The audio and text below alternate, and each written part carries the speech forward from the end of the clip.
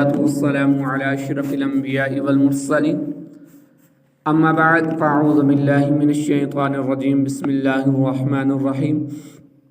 اللهم صل على سيدنا ومولانا محمد النبي الأمي وعلى آله وصحبه وبارك وسلم.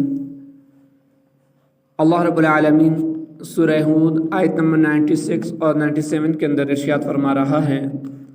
وَلَقَدْ أَرْسَلْنَا مُوسَى بِآيَاتِنَا وَسُلْطَانٍ مُّبِينٍ إِلَى فِرْعَوْنَ وَمَلَئِهِ فَاتَّبَعُوا أَمْرَ فِرْعَوْنَ وَمَا أَمْرُ فِرْعَوْنَ بِرَشِيدٍ. اور بے شک ہم نے موسیٰ کو اپنی آیتوں اور روشن غلبے کے ساتھ بھیجا فرعون اور اس کے درباریوں کی طرف، تو انہوں نے فرعون کی پیروی کی، حالانکہ فرعون کا کام بالکل درست نہ تھا. وَلَقَدْ أَرْسَلْنَا مُوسَى، اور بے شک ہم نے موسیٰ کو بھیجا. اس صورت میں ذکر کیے گئے واقعات میں سے یہ 7واں اور آخری واقعہ ہے. ایک قول یہ ہے کہ اس آیت میں مذکور آیات سے مراد توریت اور اس کے تمام مسائل و احکام ہیں، اور سلطان مبین سے مراد معجزات ہیں، اور آیت کا معنی یہ ہے کہ ہم نے موسیٰ علیہ السلام کو مسائل اور احکام کے ساتھ بھیجا اور روشن معجزات کے ذریعے ان کی تائید کی. حضرت موسیٰ علیہ السلام اور فرعون کے واقعات اس سے پہلی سورت سورہ بقرہ، سورہ اعراف اور سورہ یونس کے متعدد آیات میں گزر چکا ہے.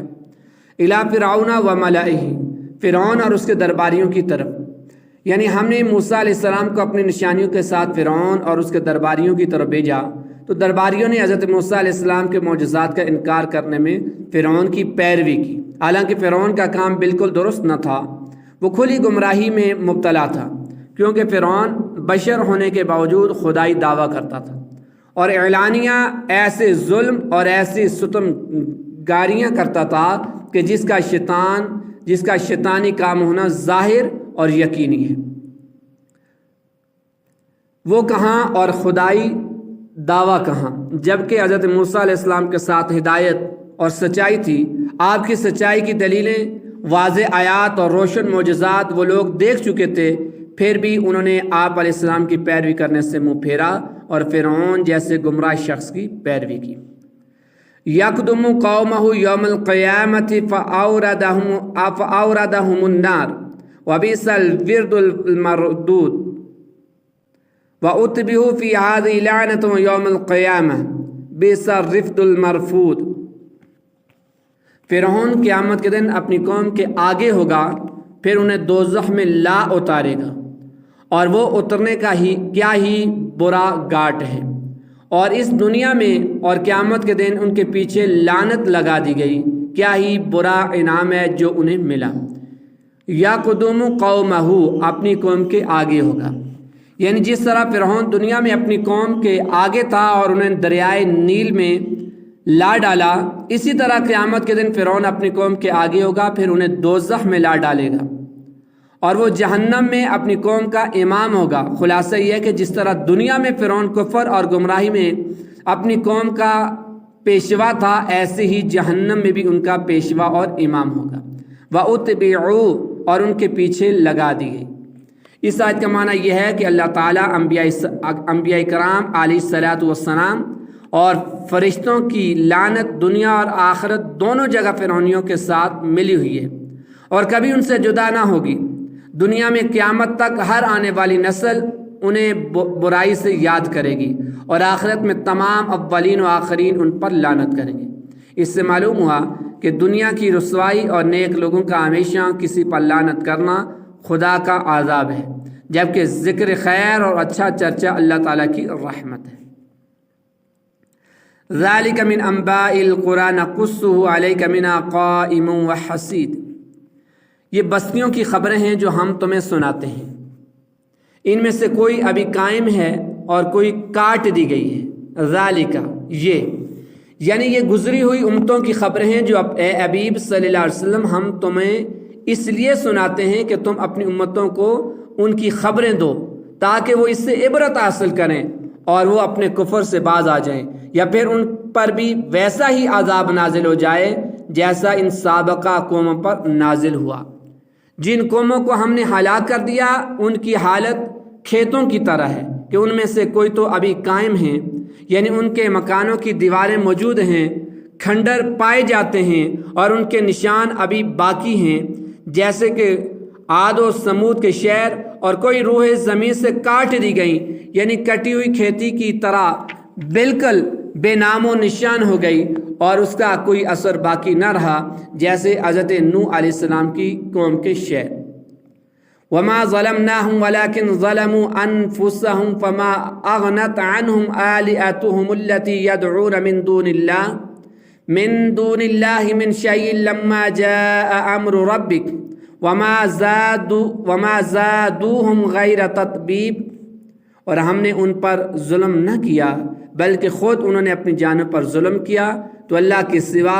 جن معبودوں کی عبادت کرتے تھے وہ ان کے کچھ کام نہ آئے جب تیرے رب کا حکم آیا، اور انہوں نے ان کے نقصان میں ہی اضافہ کیا۔ وما ظلمناہم، اور ہم نے ان پر ظلم نہ کیا۔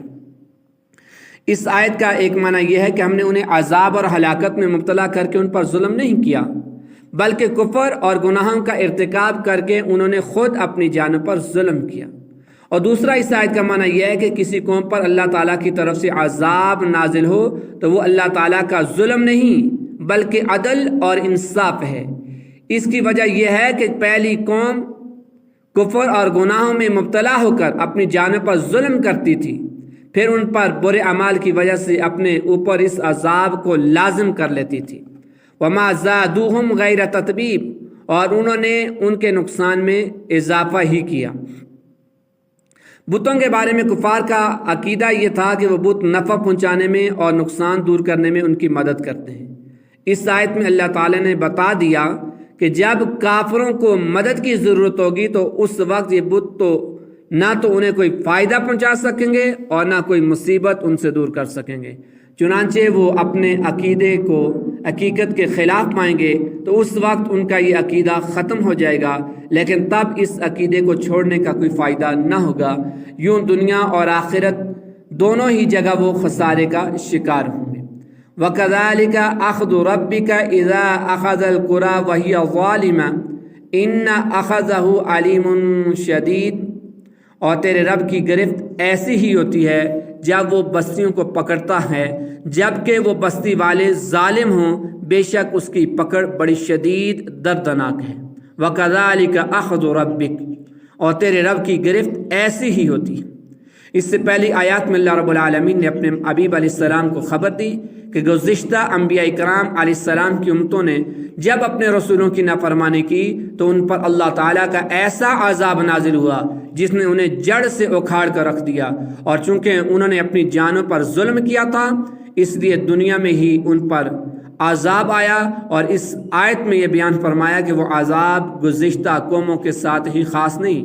بلکہ اب بھی جو کوئی ان کی طرح ظلم کرے گا تو اس پر بھی ویسا ہی عذاب نازل ہوگا۔ علامہ ساوی رحمۃ اللہ علیہ فرماتے ہیں کہ ہر ظلم کرنے والے پر لازم ہے کہ وہ اپنے ظلم سے توبہ کرے اور ظلم کرنا چھوڑ دے، جس کا جو حق مارا وہ اسے لوٹا دے تاکہ وہ اس عظیم وعید میں داخل نہ ہو، کیونکہ یہ آیت گزشتہ امتوں کے ساتھ خاص نہیں بلکہ ہر ظالم کو عام ہے۔ البتہ رسول اللہ صلی اللہ علیہ وسلم کی امت پر آپ علیہ الصلاۃ والسلام کی وجہ سے ایسا عذاب نازل نہ ہوگا جو آپ علیہ السلام کی امت کو جڑ سے اکھاڑ کر رکھ دے۔ ان اخذہ علیم شدید، بے شک اس کی پکڑ بڑی شدید دردناک ہے۔ حضرت ابو موسیٰ اشعری رضی اللہ تعالی عنہ سے روایت ہے کہ اللہ کے نبی علیہ السلام نے ارشاد فرمایا، بے شک اللہ تعالیٰ ظالم کو ڈیل دیتا رہتا ہے اور جب اس کی پکڑ فرما لیتا ہے تو پھر اسے مہلت نہیں دیتا۔ پھر آپ علیہ السلام نے یہ آیت تلاوت فرمائی، وَكَذَلِكَ أَخْذُ رَبِّكَ إِذَا أَخَذَ الْقُرَى وَهِيَ ظَالِمَةٌ إِنَّ أَخْذَهُ عَلِيمٌ شَدِيدٌ، اور تیرے رب کی گرفت ایسی ہی ہوتی ہے جب وہ بستیوں کو پکڑتا ہے جبکہ وہ بستی والے ظالم ہوں، بے شک اس کی پکڑ بڑی شدید دردناک ہے۔ ان فی ذلک لآیۃ لمن خاف عذاب الآخرہ ذلک یوم مجموع لہ الناس وذلک یوم مشہود، بے شک اس میں اس کے لیے نشانی ہے جو آخرت کے عذاب سے ڈرے، وہ ایسا دن ہے جس میں سب لوگ اکٹھے ہوں گے اور وہ دن ایسا ہے جس میں ساری مخلوق موجود ہوگی۔ ان فی ذلک لآیہ، بے شک اس میں نشانیاں ہیں۔ گزشتہ امتوں کے عذابات اور ان کی ہلاکت کا جو ذکر ہوا، اس میں عبرت اور نصیحت ہے، اور ان کی ہلاکت اور بربادی سے عبرت اور نصیحت وہی حاصل کرے گا جو اللہ رب العالمین سے ڈرے اور قیامت کے دن اس کے عذاب سے خوفزدہ ہو،